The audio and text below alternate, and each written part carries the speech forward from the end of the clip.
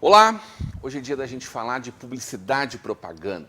Convidado metódico, determinado, natural de Novo Hamburgo, filho da dona Ana Maria e do seu Raul, é casado com a Bianca, publicitário com MBA em marketing, acumula mais de 20 anos de experiência em todos os processos de uma agência de publicidade. Gestão, criação, atendimento, mídia, produção e planejamento. Empreendedor, fundou a SPR em 1997, onde é diretor executivo desta que é uma das mais reconhecidas agências do Rio Grande do Sul. Pai do João Vitor e do Joaquim, tem entre seus cases o desenvolvimento, planejamento, consultoria e suporte de estratégias de marcas como Sesc RS, Meber Metais, Farmácias Associadas, Governo do Estado do Rio Grande do Sul, Marelli, Romanza Móveis Planejados, Ibasa, Senar RS, FENAC, Abicalçados, Brazilian Footwear, Carburgo Volkswagen, Ortopé, entre outros. Vice-presidente do Sinapro RS, professor de MBA da SPM, diretor da ABAP RS, palestrante, divide seu tempo entre família, o trabalho, sem deixar de lado a prática do windsurf e a paixão pelo Grêmio.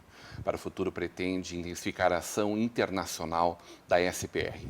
Hoje teremos uma conversa de peso com Juliano Brenner Hennemann. Seja muito bem-vindo, Juliano, para essa conversa de peso. Muito obrigado, Rodrigão. O convite foi muito bem aceito. Esperamos contribuir aí com um bate-papo bem legal. Cara, SPR está bombando. Que massa! Fazendo história Rio Grande do Sul afora, uma das maiores agências desse estado, mais reconhecidas, mas Brasil e mundo afora. Vocês imaginavam isso lá atrás, hein? Rodrigão, a gente não imaginava, né? Porque a gente começou fora dos grandes centros, né? Então a gente é uma agência que não está em São Paulo, com sede principal, e também não está em Porto Alegre, né? Verdade. A gente está em Novo Hamburgo. Mas ao mesmo tempo a gente começou a entender que o valor da estratégia e da criatividade, ainda mais num mundo tão conectado como o nosso, ele pode estar em qualquer lugar, né? Então tem alguns casos de agências, inclusive globais, que elas estão fora dos grandes centros e atendem às marcas mais importantes do mundo, né? Que, claro, elas têm, na essência, realmente estratégia e criatividade. Ou uma palavra que vocês usam muito, ousadia. Ousadia, exatamente. Essa palavra acompanha vocês desde o lançamento, desde os primeiros passos da SPR. Exatamente. Mas vamos um pouquinho antes disso. Filho de Novo Hamburgo? Filho de Novo Hamburgo. Como é que se forjou a SPR e essa paixão por publicidade e propaganda? Boa. Eu sempre tive muito contato, desde criança, com essa questão de arte, mas de arte técnica aplicada à execução de arquitetura. Meu pai é arquiteto, então a gente sempre bebeu muito das fontes de arte, de revistas de arquitetura, decoração, de design. A gente sempre valorizou muito isso, estava no meu dia a dia, né? Tanto meu pai como arquiteto e minha mãe atuando como decoradora de interiores, pois não é uma designer de interiores formada, ela se formou em Belas Artes, né? E na época ela fazia o interior das residências e o meu pai fazia os projetos das casas. Então foi uma dupla que foi muito bem sucedida e nesse meu convívio com eles eu me encantei por essa questão da estética, da direção de arte, que sempre foi a minha paixão. Dito isso, Rodrigão, naquela época lá do terceiro ano do segundo grau, quando tem que escolher o que tu vai fazer, né? Na INH? Na INH, na Fundação Evangélica, estudei no Pinorama, depois fui para a Fundação Evangélica. Eu me deparei com 3 alternativas. A primeira alternativa era o comércio exterior. Meu pai tinha deixado de trabalhar na arquitetura e estava muito bem no comércio exterior. E uma outra área que sempre me fascinou, obviamente, seria a arquitetura. Então eu tinha esses 2 caminhos, comércio exterior e arquitetura, mas tinha um terceiro que me fascinava, e até depois falando com as minhas tias, parece que o meu avô, Hennemann, ele gostava muito era a tal da publicidade, que é uma questão de arte, de linguagem aplicada para a persuasão, né? Isso me fascinava também. E chegou um momento que eu pensei, eu vou fazer o mais difícil, porque meu pai hoje está muito bem no comércio exterior, a gente tem um nome que é muito forte na arquitetura. Se eu for bem sucedido na publicidade, é única e exclusivamente por meu mérito, né? Vou tentar o mais difícil. Se não der, talvez eu tenha outros 2 caminhos para percorrer, mas a minha primeira cartada vai ser no que realmente eu vou ter menos ajuda, menos apoio, né? E essa foi uma decisão na época que eu acho que tem a ver com toda a história da SPR ousada, né? E no final a gente está vendo que essa... Quer dizer que antes de ser desafiados, vocês se desafiavam, desde sempre. Exatamente. Então, aí surgiu a tal da publicidade. Então, eu comecei estudando na PUC, fiz 2 anos de PUC maravilhosa, a FAMECOS, Nossa, né? Uma referência nacional na comunicação social, né? Tanto publicidade como relações Fabico. públicas, como jornalismo, né? E daí, por uma oportunidade de emprego, eu acabei vindo para Novo Hamburgo e daí terminei o curso de comunicação social, publicidade e propaganda na Unicinos. E em 1997, voltei de uma viagem para Nova Zelândia, onde eu fui visitar a minha irmã que morava lá, e decidi abrir a minha agência. Na época, era eu, um computador, um fax, era muito importante ter um fax, e um amigo, né? E aquele fax eu até disse que queria ter ele para o museu da SPR, que a gente acabou se desfazendo, mas era fundamental ter um fax, né? Hoje o pessoal mais novo nem sabe o que é isso. Tu chegou a viver a publicidade naquele momento em que o computador não era a essência do dia a dia? Quando eu entrei na publicidade, Rodrigão, no meu primeiro estágio, o computador já estava na parte da criação, tá? Mas na agência ainda tinha a parte do fotolito, da montagem, do processo mais manual, né? Então eu vi... Claro, não deixa saudade para ninguém, né? Era um processo realmente muito arcaico, né? E muito reduzido as possibilidades, evidentemente. Muito reduzido. Né? Então eu vi isso deixando de existir, mas cheguei a ter contato, né? E realmente, quando entrou a computação, principalmente a gráfica, né, o ganho foi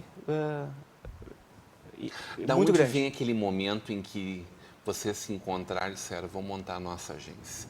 Numa cidade que não está num grande centro, evidentemente, mas era um grande centro econômico e que, por conta do calçado, evoluiu muito dentro da publicidade e propaganda, né? Rodrigão, a situação foi a seguinte, como eu fui visitar a minha irmã na Nova Zelândia, eu até então trabalhava numa agência, né? Quando eu voltei, eu pensei, vou voltar a trabalhar em agências, tá? Mas eu sou um cara muito inquieto, né? Um pouco até ansioso, assim. Eu coloquei meu currículo, só que eu pensei, quer saber de uma coisa? Eu não vou esperar, né? E daí eu tive sorte de algumas pessoas apostarem na SPR, no caso no Juliano na época, né? E uma dessas pessoas foi o Carlos Lau, o Lau da Formas Kunz, né? Visionário, né? OK Center, Bar Alternativo, né? Pensou alternativo. E ele na época estava lançando... Bavária. Enfim. Exatamente, Bavária. Ele estava lançando uma academia dentro do OK Center, que na época se chamava Action, a academia do OK, e ele me convidou para fazer toda a parte de divulgação da academia. Eu tive uma sorte que foi também, até uma ajuda da minha irmã, da Bárbara, nós fomos comprar telefone celular, eu e ela, e quem nos vendeu o telefone celular foi o Rubens e o Luiz, na época o sócio do Rubens, na Movitel Telecomunicações. E eu lembro a gente comprando aquele telefone, que era uma coisa que de mais difícil acesso, né? E a minha irmã abordou o Rubens e o Luiz dizendo assim, olha, como é que vocês divulgam a empresa de vocês? Porque o meu irmão está montando uma agência. E ela fez toda a prospecção para mim, Rodrigão. E eu assistindo aquilo lá, o show da minha irmã. Teu atendimento. Meu atendimento. Minha prospect woman lá, fazendo uma performance maravilhosa.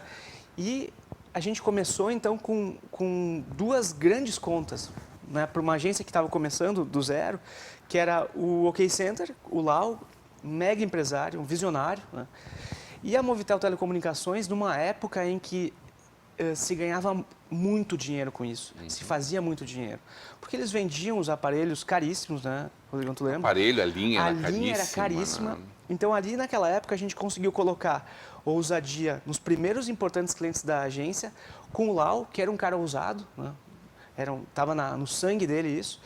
E a Movitel Telecomunicações permitiu que a gente ousasse também. Então, a gente colocava comerciais de rádio que se destacavam absurdamente. A gente pegava o classificados, que era importante, classificados do jornal, e a gente colocava uns T's, naquela época era telefônica, né? Ou até antes começou como celular CRT, para tu ver como eu tô velho, Rodrigo. E a gente colocava, então, comunicação diferente, ousada, e fazia a coisa acontecer. Eu nunca vou me esquecer, a gente criou alguns comerciais de rádio que eram situações, que é o que a gente chama tecnicamente de spot, né?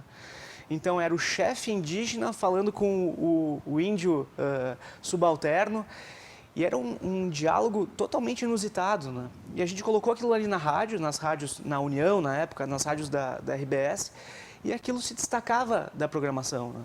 E fazia os caras vender, né? E naquela época, um dos primeiros reconhecimentos criativos que a gente teve, a RBS, ela estruturava um concurso entre os comerciais mais criativos que veiculavam em todas as rádios do grupo. Na época, inclusive, os veículos de Santa Catarina, né? E a gente ganhou 2 vezes com a Movitel Telecomunicações. Né? Então, valia muito a pena ser criativo. Não só para vender mais telefone celular, mas isso ajudava na agência. Né? A agência começava a ganhar um pouco mais Aquele start foi maravilhoso, prestígio. mas teve um momento que foi a virada do fio. Sim. Eu sou louco por Novo Hamburgo. A gente continua louco por Novo Hamburgo até hoje, né? Exatamente. Tanto que podia estar em qualquer parte do mundo e escolhemos estar aqui. A SPR escolhe estar aqui até hoje. Exatamente. A gente, Rodrigão, de novo, a gente está olhando para o mundo, né? A gente atende clientes que têm atuação regional, estadual, nacional, e agora a gente está com um braço bem importante de negócios fora, né? Mas esse momento de virada que tu menciona foi algo que foi realmente inusitado na nossa história. Nós fomos convidados pela ACI, assim como todas as agências que operavam na época aqui no Novo Hamburgo, para criar uma campanha para ajudar a motivar o cidadão hamburguense. Porque era uma época a crise pegando muito forte, né? 30 mil desempregados no calçado aqui, né? Então, eles convidaram as agências para entregar estratégia e criatividade para criar uma campanha para deixar o pessoal mais orgulhoso de ser de Novo Hamburgo. Né? Eu fiquei muito surpreso, porque foi a primeira grande concorrência que eu fiz a apresentação de campanha. Né? E a única que, de forma muito inusitada, eu apresentei o trabalho, mas antes eu tinha visto a apresentação dos concorrentes. E foi, na época, algo bastante dramático para mim, eu tenho que confessar, porque eu via os outros apresentando e pensava, meu Deus, o que eu tenho para mostrar é absolutamente diferente do que os outros estão mostrando. Será que eu vou fazer de conta que eu passo mal e vou conseguir fugir daqui? Né? Ou, quando eu vi, estava na hora de encarar, fui para frente, apresentei a campanha, que foi a campanha Eu Sou Louco por Novo Hamburgo. Eu lembro bem, tinha um corpo de jurados que a ACI definiu para fazer aquela escolha, né? Representando vários movimentos da comunidade, porque foi uma campanha muito grande que envolveu realmente toda a cidade, a própria... Foi uma grande mobilização. A Fevale, enfim, todas as instituições. Né? E eu imaginava que eu tinha que realmente fazer uma apresentação importante. Só que quando eu cheguei na agência para contar para o time o que tinha acontecido, né? Eu disse, olha, das duas uma, ou eles estão rindo até agora da gente, ou a gente vai ganhar essa concorrência por unanimidade. Porque os outros todos apresentaram campanhas seguras, né? Campanhas usuais, e a gente criou aquela frase, eu sou louco por Novo Hamburgo, né?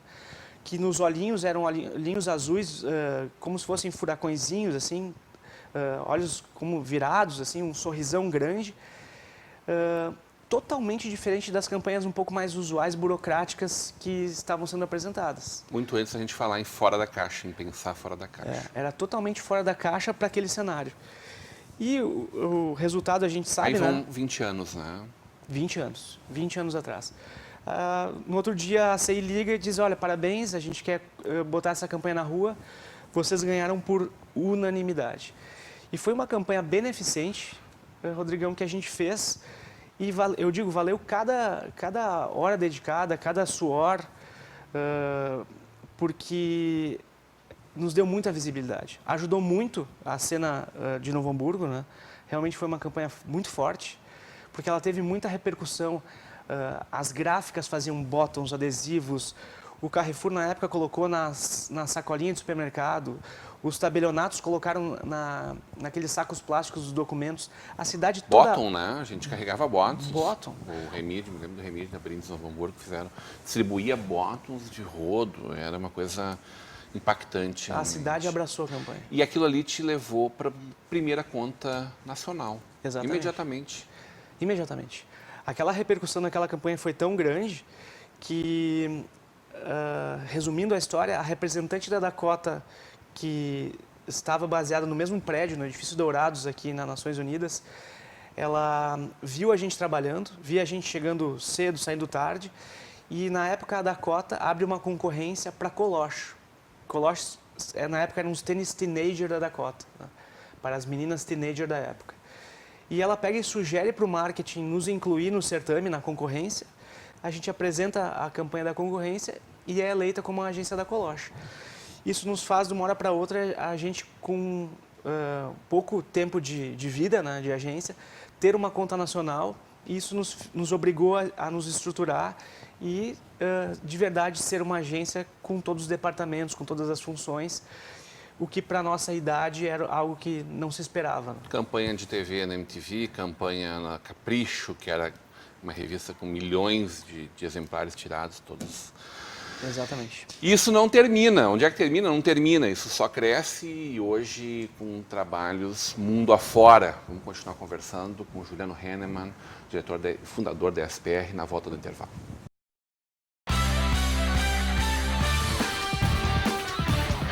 De volta para uma conversa de peso, hoje recebendo o fundador, diretor da SPR, dessa grande agência de Novo Hamburgo, do nosso Rio Grande do Sul, do Brasil e hoje do mundo, Juliano Hennemann.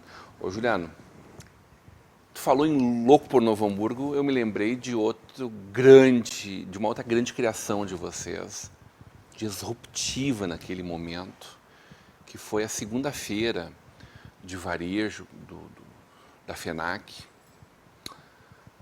Até então nós tínhamos a festa nacional do calçado, que não é o que as mulheres compram sapato, né? Feira da Loucura por Sapatos, também uma criação e uma invenção da SPR. Exatamente, Rodrigão. A gente defende muito... Atendem a FENAC há quantos anos? 14 anos. A gente defende muito que as campanhas têm que ser Na usadas. época tinha 2 feiras e meia, mais ou menos, quando vocês chegaram lá. Eram poucas. Era a FIMEC. Corovisão, que era meia a feira. Corovisão, que estava muito reduzida, né? E a Festa Nacional do Calçado.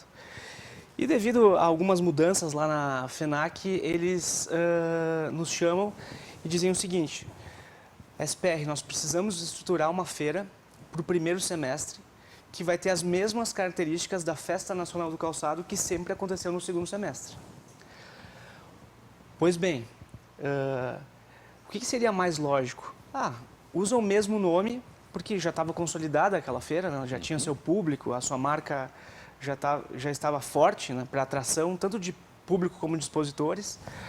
Mas devido a essas mudanças, eles dizem, não, a gente precisa fazer uma nova marca, uma nova feira. E naquele momento a feira era outra coisa, era uma festa mesmo, tinha parque de diversão, tinha shows.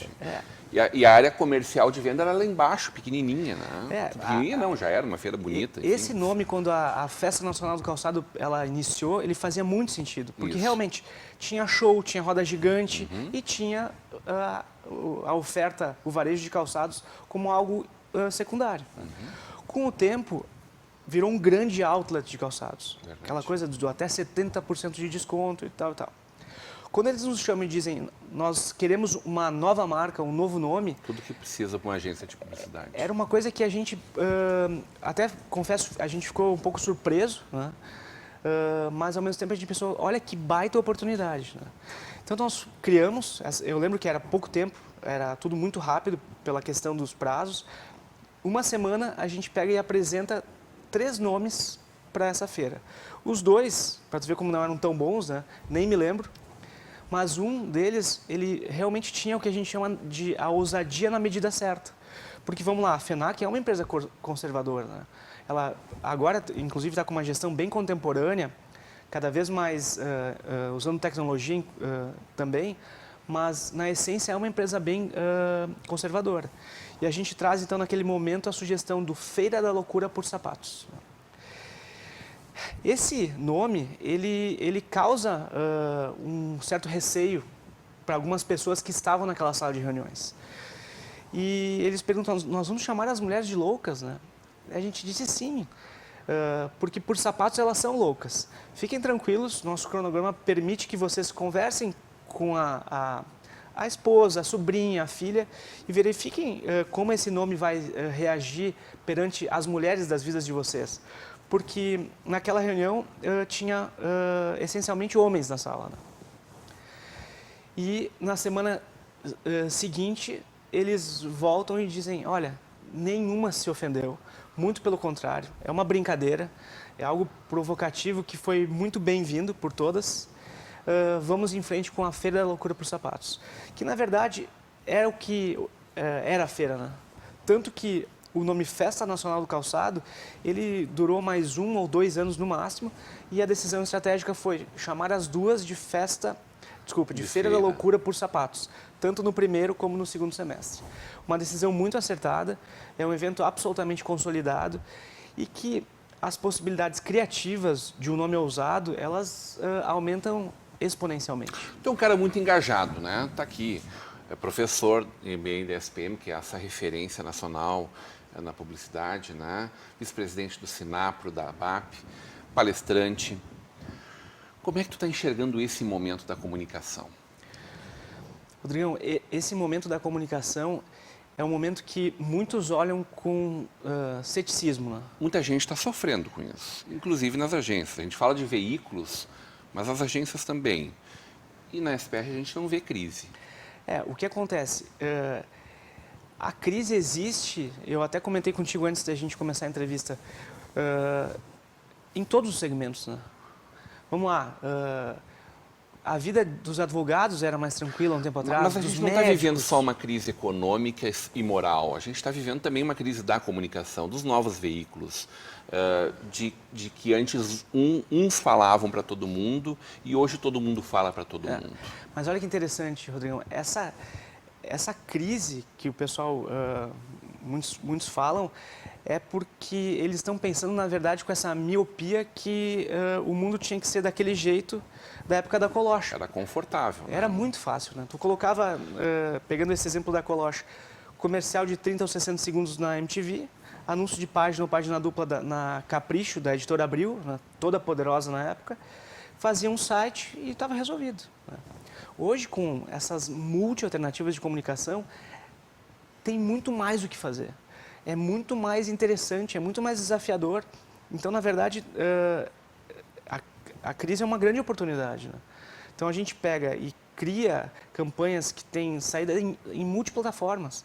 A gente criou um tempo atrás uma campanha para Romanza, que era um curta-metragem publicitário.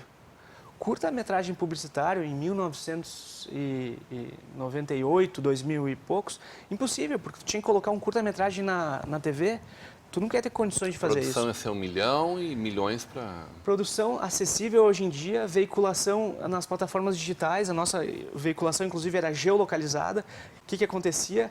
A pessoa que ia com frequência em escritórios de arquitetura, que era ou um arquiteto ou um cliente do escritório de arquitetura, ela recebia um push, uma notificação no celular que convidava a assistir o filme. E daí a pessoa que era super alvo, né? Super target, ela pegava e recebia aquele convite e assistia um curta-metragem, que tinha quase 4 minutos. Né? Tu imaginou fazer isso nos anos 2000? Absolutamente inviável. Né? Então, na verdade, é um mar de oportunidades. Eu sou realmente um defensor. A gente fala muito da desvalorização das agências, mas é curioso, né? Existe um movimento mundial que as consultorias estão adquirindo agências. As empresas que começaram digitais, elas precisam ter expertise de estratégia e criatividade, não podem ser mais só produtoras. Os birôs de mídia aqui no mundo... Se tornaram offline também, né? Exatamente. As digitais precisando virar offline. Os birôs de mídia, que é algo muito comum no mundo, também adquirindo agências. Em suma, todo mundo quer ser agência, só as agências querem deixar de ser agência, né? Não, né? As agências têm que entregar o seu valor, e o valor é muito grande, né, Rodrigão? Qual o espaço para o hiperlocalismo dentro desse universo? A nossa Vale TV aposta nisso. Uma consultoria aqui do Juliano Elon. Qual o espaço do hiperlocalismo nessa comunicação? Rodrigão, tem espaço para todo mundo, né? Tem pessoas que vão se identificar com o hiperlocalismo, que são loucas por Novo Hamburgo, né? E que vão ter no teu programa o mais importante de todos, antes de toda a programação oferecida por um Netflix, porque tu concorre hoje com o Netflix, né? Verdade. Todo mundo concorre com todo mundo. Todo mundo concorre com todo mundo, mas o fato de tu entregar um conteúdo local, de gente daqui, que tem identificação com a cidade, que vive a mesma vida hiperlocal, para muitos tem muito valor. Para alguns outros, nem tanto, né? Então, é uma oportunidade para um público específico que tu vai ser o rei desse público. Que oportunidade foi essa que se abriu de trabalhar internacionalmente, Juliano? Rodrigão, a gente fez algumas campanhas, tá? E essas campanhas, elas acabaram chegando num executivo chamado Luciano Moraes, que, entre fusões e aquisições, ele virou presidente de uma empresa chamada Vigzul. A Vigzul se baseava em Campinas e era a campanha de segurança do grupo do David Neeleman. O David Neeleman da Azul, linhas aéreas, da TAP. Então, o que acontece? Por isso que era Vigzul, inclusive, né? A questão do azul, né? Esse contato nosso com o Luciano, que dirigiu uma empresa do David Neeleman, fez com que a gente começasse a desenvolver trabalhos para as várias empresas que o David Neeleman tem. Alguns trabalhos.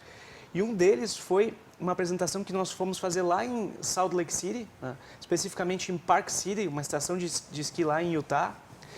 E nessa apresentação aconteceu que estava um norte-americano chamado Meredith Morgan, um cliente nosso muito querido, mas na época ele era apenas um participante daquela reunião. Então era uma reunião bem grande, uma mesa redonda, estavam lá o David Neeleman, o Daniel Neeleman e o board da empresa em questão, que se chamava Segware. E esse americano, ele fica encantado com o nosso trabalho e ele já veio 3 vezes aqui na SPR desenvolver trabalhos conosco. Botaram Novo Hamburgo no mapa para ele, então. Exatamente. Olha que curioso. Ele veio de lá. Ele compra o design de user experience, de user interface, né? Então é um design totalmente contemporâneo, de realmente fluxo de interação de cliente, né? Talvez um dos mais contemporâneos que pode existir, de uma empresa que é de Novo Hamburgo, né? Ele programa com os chineses e ele coloca isso no mercado brasileiro e no mercado global, né? Então, aí que eu te digo, Rodrigão, as oportunidades elas são maravilhosas, elas estão por todos os lados, né? E a gente, eu gosto muito de uma frase que diz o seguinte: na vida 10% é o que acontece com a gente, 90% é como a gente reage às coisas que acontecem. Passa tanta oportunidade pela gente, será que a gente está conseguindo mapear ela e tirar o melhor proveito? Porque o que acontece é 10%, 90% é o que a gente faz com isso que acontece, né? A gente naquela reunião levou muito a sério, fez uma das melhores apresentações da história da SPR, lá estava alguém que hoje é um importante cliente nosso, que está colocando o nosso trabalho literalmente para o mundo. Bom demais falar contigo, parabéns por essa trajetória de sucesso e muito mais sucesso para a nossa SPR. Muito obrigado, Rodrigão. Parabéns pelo programa, pela tua condução. Maestro das entrevistas. E contem sempre com a gente. Vindo de ti, um grande elogio que eu considero com muito carinho. Hoje, numa conversa de peso com o fundador, diretor da SPR, essa grande agência de publicidade de Novo Hamburgo, do Rio Grande do Sul e do Brasil, né? A nossa SPR continua agora com o Juliano Hennemann, né? O Juliano Brenner Hennemann. Continua agora com a programação da nossa Vale TV, da nossa rede comunidade de televisão.